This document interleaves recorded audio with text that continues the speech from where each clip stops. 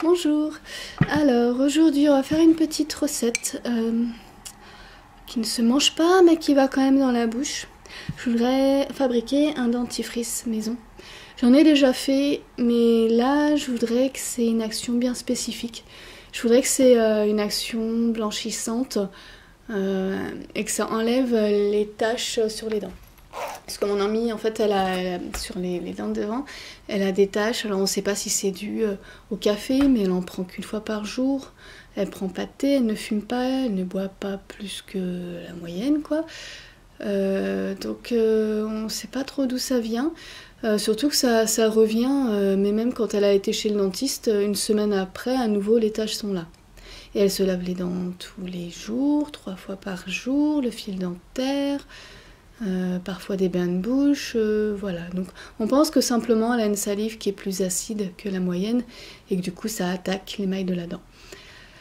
Donc là le dentifrice que je vais lui faire, je vais lui mettre de l'huile de coco qui a une action antifongique, assainissante, antibactérienne, parfait. Je vous mettrai, là j'ai pas tout en tête les termes voilà, scientifiques et les actions de chaque et les propriétés de chaque produit, donc je vous les mettrai bien en bas là en commentaire. Voilà, donc de l'huile de coco, j'ai de l'huile essentielle de citron. Alors pas seulement parce que ça a un bon petit goût, mais ça a également des propriétés spécifiques pour les dents et l'émail. Voilà. Et du charbon végétal actif ou activé. C'est une poudre noire et pareil c'est un très bon détoxifiant. Ça extrait les toxines du corps. Alors il y en a qui prennent en cure interne ou en cataplasme, un peu comme l'argile en fait. C'est un peu les mêmes propriétés. On peut s'en servir aussi pour filtrer l'eau. J'ai pas encore essayé mais je pense que ça va pas tarder. Donc là je vais en mettre dans le dentifrice qui aura donc une couleur grise. Pas très avenante mais on va voir si ça fonctionne.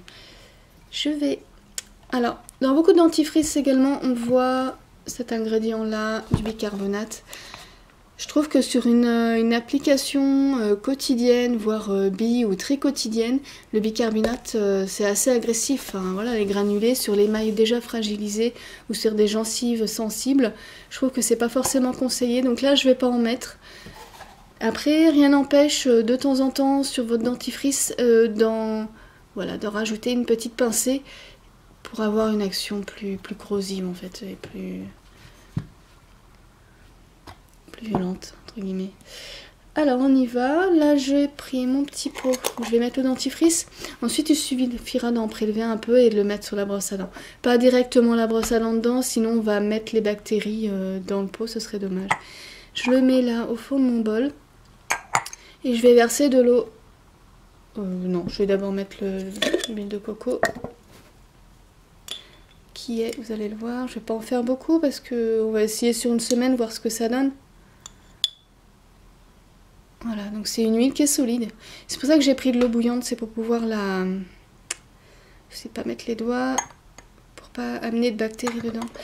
Et là je le mets non pas dedans mais à côté pour faire une espèce de bain-marie. J'en mets pas beaucoup, c'est juste pour que ça réchauffe le récipient et que ça me fonde mon huile de coco. Voilà, ça commence à fondre, c'est parfait.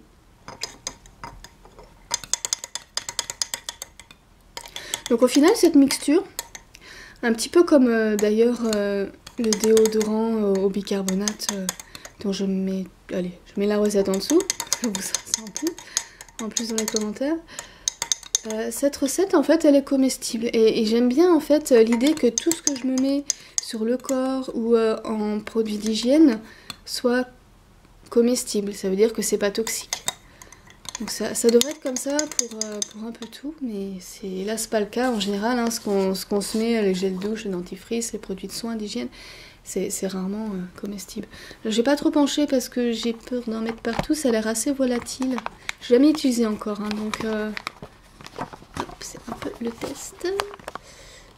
Voilà, je sais pas si on voit, c'est une poudre très noire, très légère apparemment. Voilà, c'est totalement fondu. pouvoir le sortir du pot, mais je voudrais pas mettre partout. Ah, je sais.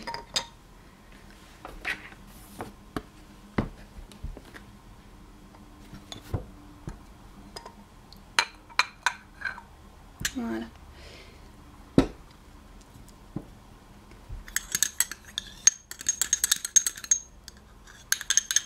Donc là c'est liquide, hein.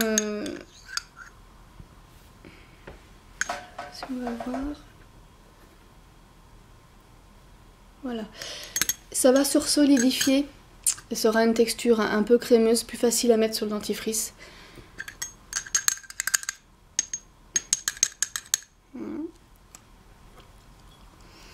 Je sais pas trop combien je dois en mettre. C'est un test. Voilà, une petite poudre toute noire. En général, quand je fais comme ça des cosmétiques ou des soins, j'en fais en très petite quantité parce que je mets pas de conservateur. Donc il faut pas que ça me dure plus d'une semaine. Après, si je vois que ça fonctionne et que ça convient, au niveau de la texture, etc., à ce moment-là, là, c'est déjà refroidi, donc ça c'est bien. Faut pas trop chauffer non plus actif, donc là... à ce moment-là, j'en ferai en plus grande quantité et je verrai pour ajouter un conservateur. Là, un conservateur, ça peut être du...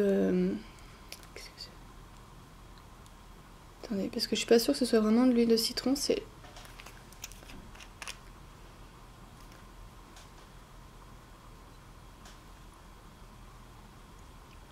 Si, c'est bon.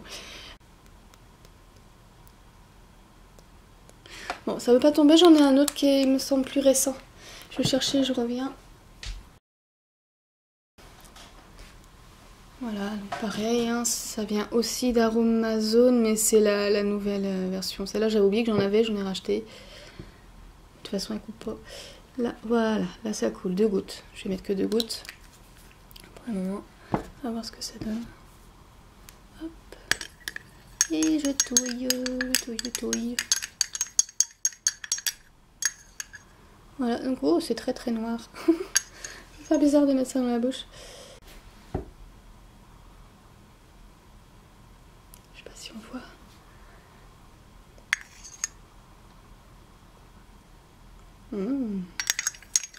Appétissant. Voilà. Je sais pas du tout ce que ça va donner. Je pense que mon ami va faire une tête bizarre en voyant son dentifrice. Ouais, ça goûte citron en fait. Citron coco. Ça devrait le faire.